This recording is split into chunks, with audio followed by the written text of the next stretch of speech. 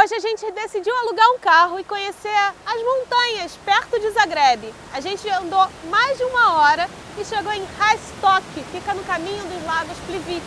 E olha que vista linda! Eu tô muito feliz, parece Nárnia!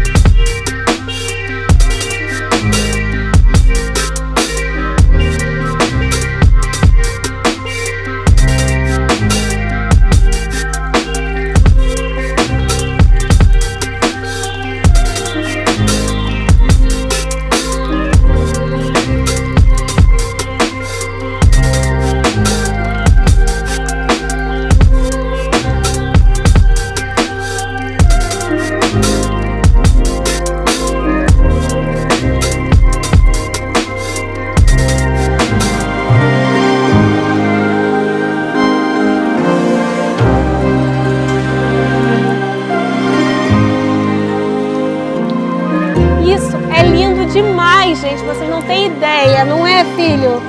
É muito lindo! Vou brincar na neve, um boneco vou fazer. Você precisa me ouvir e a porta abrir, eu quero só te ver.